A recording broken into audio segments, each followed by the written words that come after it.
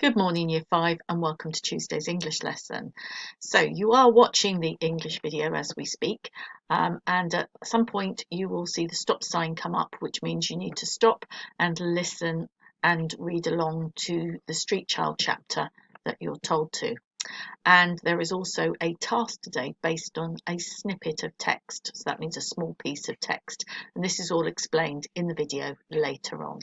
So let's get on to the lesson. So today's lesson is all about being able to analyse the word choices used by the author and to consider their effect.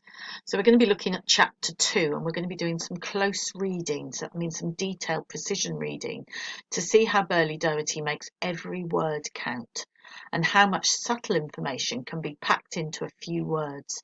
So she's not just telling you one fact, there's lots of information that's gathered together in the words that she's chosen.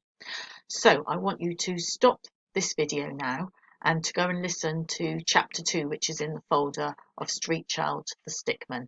Okay, and then come back as soon as you've done that. Welcome back, Year 5. So we are going to look at snippets of the text in this chapter. A snippet is just a small piece, and then we're going to write a few sentences about what it tells us, using what we have read from the text to support our ideas. So in order to do that, we're going to look at the questions that I've put on the next page, and as you read the snippet that you've got to analyse, you can use these questions to help guide your thoughts about what the writer is saying and what they want the reader to understand. Now, there are a lot of questions here, and not all of them are going to be pertinent to each snippet. Okay, so you'll need to decide first of all whether your snippet, your bit of text, is speech where someone is speaking, or whether it's narrative where someone is describing the scene. If it is speech, then these few questions here, like who is speaking, who are the words spoken to, and how could the words be spoken, are really relevant to it.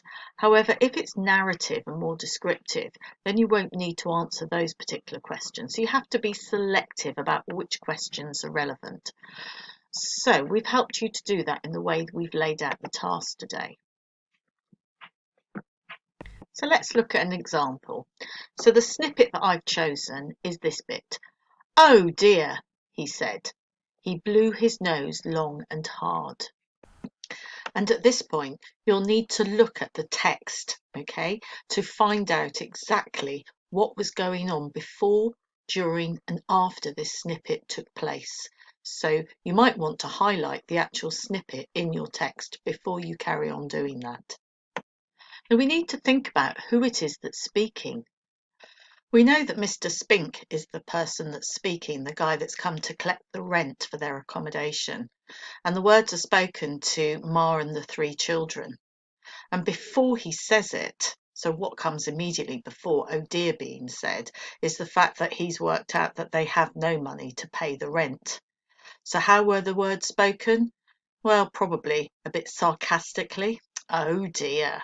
Okay, the only thing this man's interested in is getting his money.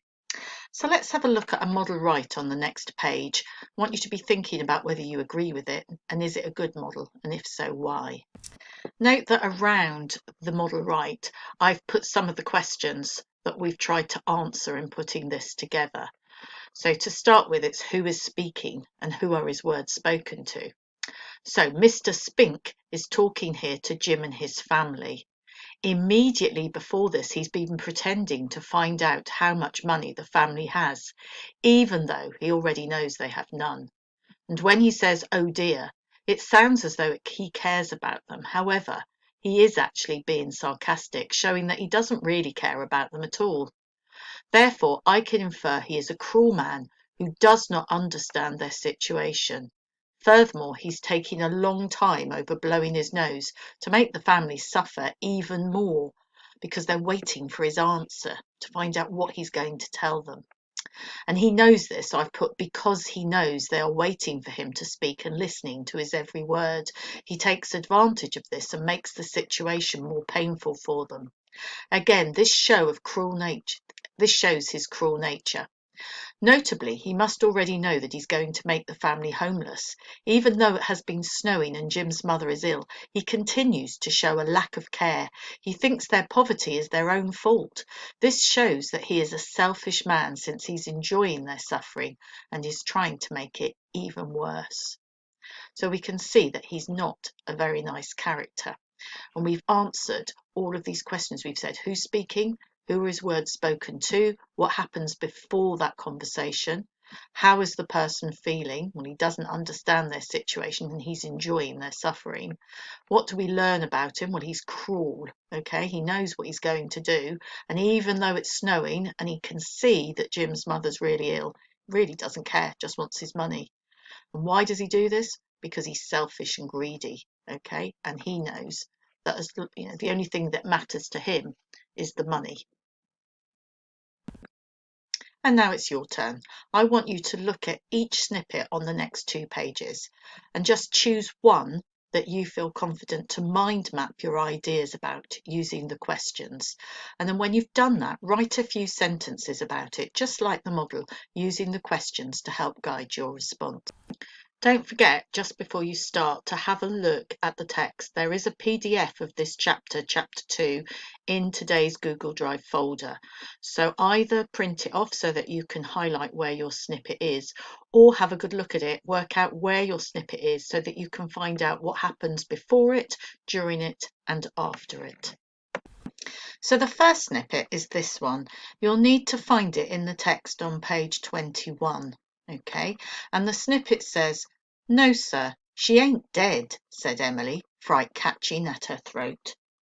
So you need to think about who's speaking. Well, it does tell you in the text, and it needs you to think about who is she speaking to. So you'll need to look at what happened beforehand, before she said this.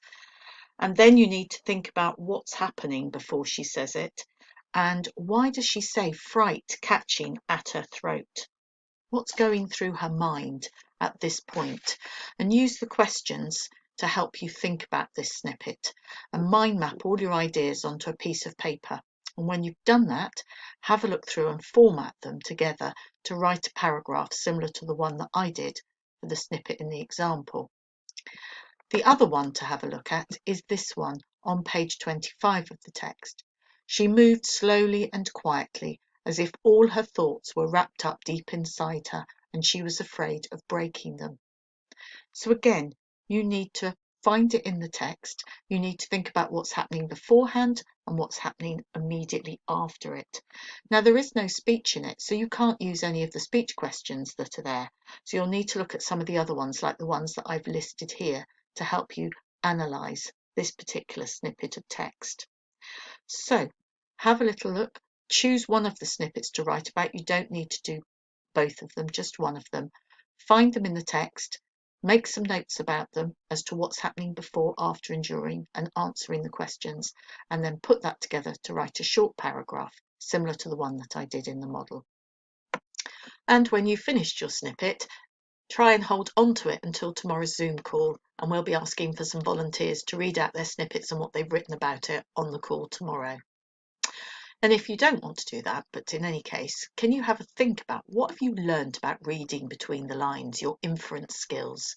So not taking the words at face value, but thinking about all the things that you learn about a character or their situation from reading the words. And hopefully these skills will help to make you better readers. Well done for today. Okay, I'll see you tomorrow. Bye.